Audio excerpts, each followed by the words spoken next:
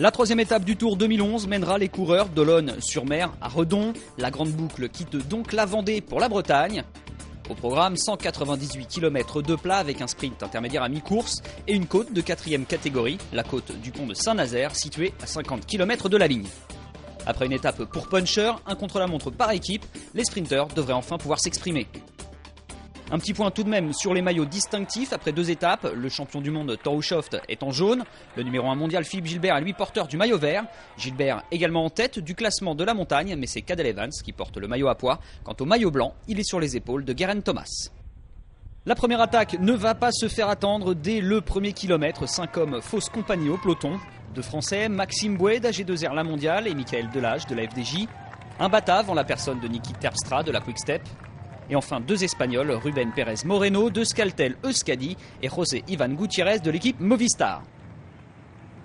Ces 5 bons rouleurs vont rapidement faire grimper leur avance. Après 60 km de course, l'écart avec le peloton est d'à peu près 7 minutes. Le mieux placé au général est Gutiérrez qui pointait ce matin à 1,09 du maillot jaune, dont l'équipe assure pour le moment le tempo du peloton. À l'approche du sprint intermédiaire, l'écart, monté au maximum à près de 8 minutes, va redescendre autour de 5 minutes. Delage va passer le sprint en tête devant Gutiérrez, Terpstra, Pérez Moreno et Bouet. Le sprint du peloton est lui remporté par Mark Cavendish.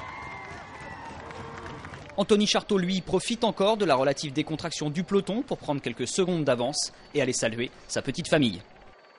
Le peloton va alors tranquillement contrôler les échappées. Au passage de la Loire, Michael Delage prend le seul point du classement de la montagne en jeu aujourd'hui. Le vent sur le pont de Saint-Nazaire va alors créer des bordures et casser le peloton en deux. Mais les HTC vont calmer tout le monde et tout va rentrer dans l'ordre. Gutiérrez et Delage vont bien tenter un baroud d'honneur, mais la jonction va s'effectuer à 9 km de l'arrivée. Tout va alors s'accélérer. La HTC High Road met en route loin, à 4 km de la ligne, trop loin, car les Garmin sont là. Torushoft lui-même et Julian Dean vont emmener leur sprinter maison jusqu'au bout.